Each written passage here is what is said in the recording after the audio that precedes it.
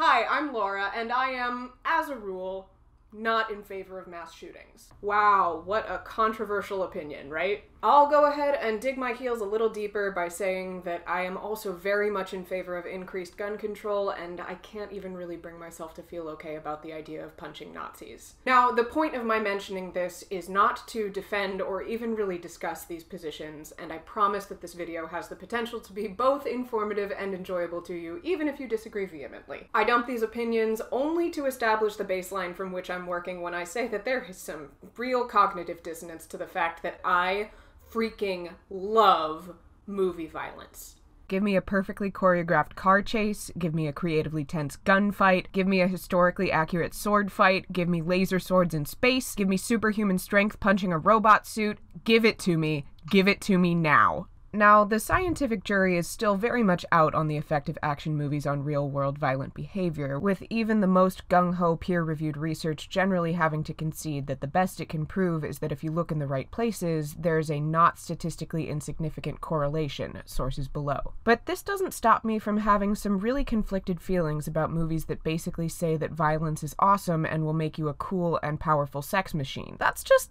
not an artistic statement I'm co-signing on, even if it doesn't actively cause real-world killing sprees. So the question I'm interested in asking is it possible to craft an action scene that doesn't tell us that hurting people is cool? Is it possible for a badass action sequence to look cool and tell a violent story while also being critical of violence in general? Now, that is a big question, and we are obviously not going to answer it definitively today. But with that as our lens, I want to take a look at a few scenes from a movie with some of my favorite action sequences of this decade.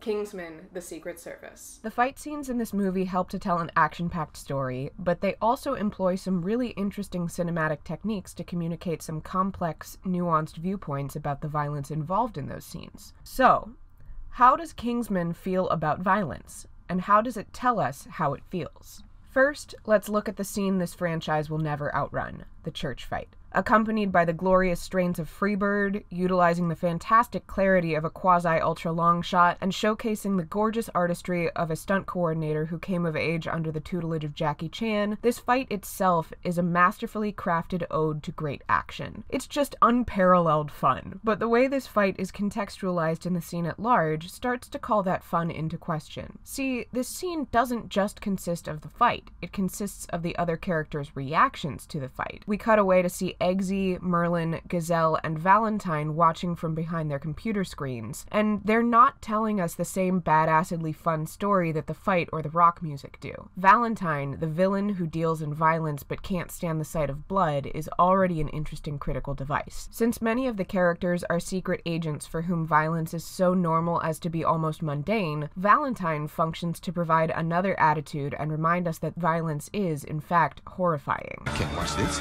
Since somebody involved has a negative reaction, there's at least a semblance of variety of feelings about violence, inviting us as the audience to question how we feel about it. Sure, it's perfectly choreographed and scored with rock music, but to these characters, that blood isn't corn syrup or CGI, it's real. And in this case, there's an added dimension because this reminder comes from a character who doesn't fit any of the standard tropes who usually provide this viewpoint in action movies. Innocent women and children, damsels and wimps and bystanders who didn't sign up for this. The cognitive dissonance of having this reminder come from the very person who started this fight in the first place serves to critique those who would incite this kind of violence. Meanwhile, back at the ranch, the rest of the characters in these cutaways are actually watching the fight. Gazelle is certainly loving it. Oh, you need to see this. But as an unambiguous baddie, she's not exactly someone we as the audience want to empathize with, now is she? Merlin's attempt to ask Harry, what the heck is going on? with no response make it clear that even if Kingsmen are trained killers, this isn't how they're expected to behave. And most importantly, we have Eggsy. Since Eggsy is this movie's POV character, the one whose personal arc forms the meat of the story, and the one whose newcomer status mirrors our own journey learning about the Kingsmen over the course of the movie, the way he reacts tells us most clearly how we as the audience are supposed to feel about what's happening. And, well,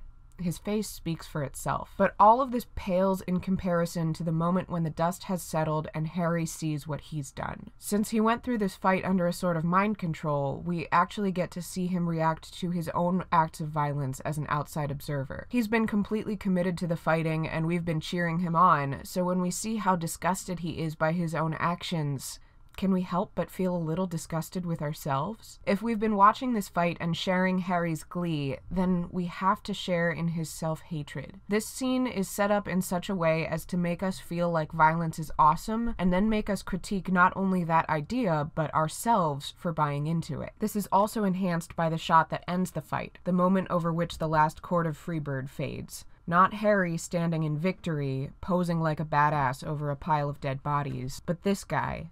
This random face, locked forever in one of the most graphically gruesome kills of the whole fight. This guy sure doesn't feel like a badass. Next, let's take a look at the near-final scene of the movie, the next time we see these SIM cards in action. As the violent rage takes over everyone not important enough to have secured a spot in the Doomsday Bunker, Valentine pumps the feel-good strains of Casey and the Sunshine Band's Give It Up. Now, to understand the critical framing technique being used here, we're going to have to take a little detour through theater studies by way of World War-era Germany, because that BFA in drama totally has real-world applications in my extremely lucrative career having opinions about movies on the internet, Dad. Revolutionary theatrical theorist Bertolt Brecht was interested in achieving what he called a Verfremdungseffekt, V-effect for short, or alienation effect, A effect for short, since this is Murica. In a 1940 essay, Brecht wrote that his aim was to take the incidents portrayed and alienate them from the spectator. The aim of this technique was to make the spectator adopt an attitude of inquiry and criticism in his approach to the incident. In other words, Brecht was interested in making the commonplace events of his plays feel strange to the audience so that they would think critically about them. One of the techniques by which he achieved this had to do with using music. In his short organum for the theater, he wrote, "It emphasizes the general jest of showing when the audience is musically addressed by means of songs. For its part, the music must strongly resist the smooth incorporation which is generally expected of it and turns it into an unthinking slavey. Music does not accompany except in the form of comment. It cannot simply express itself by discharging the emotions with which the incident of the play have filled it. Music can make its point in a number of ways and with full independence, and can react in its own manner to the subjects dealt with." Brecht was specifically writing against the musical theater of his day, which, much like the musical theater of today, involved characters bursting into song at moments of heightened emotion in musical styles that reinforced those emotions. Instead, he was interested in using music to add conflicting dimension to the storytelling. There's a song of his that demonstrates this in a play called Threepenny Opera, and even if you're not a fan of 1920s German theater, there's a good chance you're familiar with this one.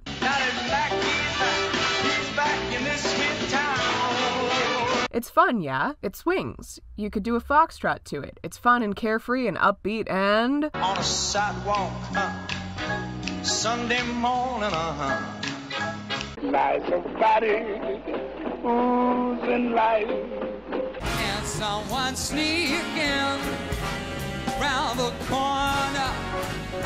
Could that someone be Mac the Knife? So yeah, that's disturbing as hell, right? And if you go back and listen to the whole song and actually zero in on the lyrics, it just gives you a weird feeling in the pit of your stomach, yeah? That sound is supposed to be paired with sweet nothings about love, right? That, my friends, is the alienation effect. Quick note, this actually isn't at all the style in which Brecht wrote and originally performed the song.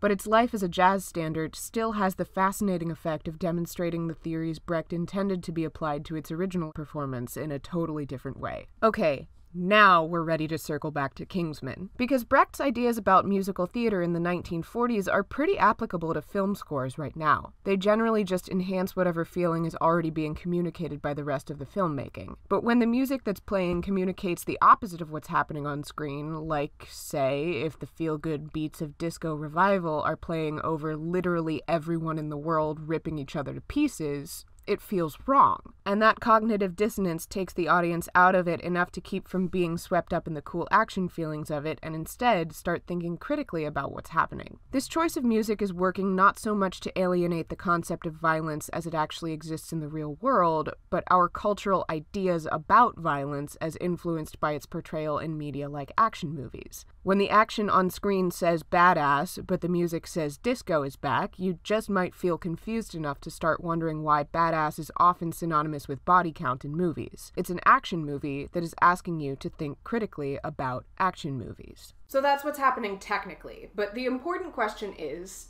does it work? And, well, sort of. The problem with this Freebird fight is that it's just so good. If this were the standard for action scenes these days, if it were commonplace for a fight to be this clear and exciting on film, then maybe framing it as a bad thing would work. But as it stands, this fight is so distinctly better than what we're used to seeing in an action flick that the framing required to paint it as less than totally badass is way beyond what happens here. Maybe if Harry were less desensitized to violence in general and a little less British in his emotional responses. I killed all those people. Maybe if Merlin were so moved as to break his professional demeanor. Maybe if we lingered on Eggsy's disgust a little longer. Maybe if even Stone Cold Killer Gazelle were moved to show a little horror. Maybe if Lynyrd Skynyrd were just a little less Lynyrd Skynyrd. But ultimately, the mountain of awesome created by the fight is too much to tear down with what's presented here, and any complex examination of what this means for Harry's moral standing is cut short by his immediate death. I'd also like to submit that Film Crit Hulk had a very different take on this scene in their treatise on this film's unique style of satire. The scene is the closest thing Hulk has ever seen in terms of an actual cinematic representation of meaningless violence. No, that does not mean that it is simply non-dramatic or devaluing life, but more in the sense that Hulk genuinely felt nothing while watching it. There is no rooting interest, no drama, no context, meaning it's not violence there secretly to cater to indulgent bloodthirst or cater to a desire for cool action. The scene is not meant to glorify the violence, nor is it meant to make you feel bad or rub your face in the grimness nor the reality of the situation. And thus, the scene is the only time that Hulk feels like an audience was purposefully guided into a section of action where the meaninglessness was the absolute point of what we were seeing. I love this reading, and I think it's a super valid one, but you'll notice that it is directly opposed to mine. The smooth badassery and consequent guilt that I see as the specific techniques at play here, Hulk sees as meaningfully absent. It is certainly possible that I am just an idiot who didn't even go to film school and just missed what is obviously going on here. But I'm gonna go ahead and view my own critical thinking skills a little bit more generously than that and say that if two people who both came into this scene looking for criticism of violence and its portrayal in media came up with readings so diametrically opposed, then this scene's function as a critique of violence and its portrayal in media is a bit muddy, to say the least. And as alienated and critical as we may be of the scenes of worldwide civilian-on-civilian violence, these moments are sandwiched by Eggsy's very traditional action movie takedowns of Valentine's goons. We're not asked to be critical of the killing of faceless bad guys by our action movie hero, only of innocents killing innocents thanks to a sociopath's mind control technology. And while the feel-good music does continue under some of Eggsy's fight with Gazelle, and the way that her fighting style starts to look more like a dance with that scoring could certainly be considered alienating, this is seriously undermined by the switch to a dramatic string and brass score even while Casey and the Sunshine Band would still be diegetic. None of this is subversive. And really, that's how this movie wants us to think about violence. And it's how it tells us to think about it from that first pub fight to its twin at the end. Violence is super cool as long as you have the distinct moral high ground and the skills and tech to single-handedly wipe out 7 opponents at once. And for a movie about a society of secret agents based on the British aristocracy, well, sounds about right. Now, don't get me wrong, none of this is to say that Kingsman is bad or any more irresponsible than any other action flick. It's a comic book movie. And to boot, it's a comic book movie that sets the standard for well-choreographed, well-filmed, and well-edited action scenes and uses its stylization to attempt some surprisingly nuanced things for that genre. But for those of us interested in crafting more ethical portrayals of violence in our own media, it's also an interesting case study in some critical framing devices that have the potential to go a whole lot further than they do here. There's a lot we can learn from that. If you liked this video, you should subscribe to my channel and maybe even follow me on Twitter, because critical portrayals of violence in media are something I think and talk about a lot. I have thoughts about turning this into a series, so please let me know in the comments if that's something you'd like to watch. In the meantime, you should check out ContraPoint's fantastic video on violence. Some of her discussion actually relates directly to a point I didn't have a chance to touch on in this video, which is the way that the identity of the victims in the Freebird fight gives the audience implicit permission to feel okay about their slaughter. So you should definitely check that out if you haven't already. Please don't go shoot anyone. Please.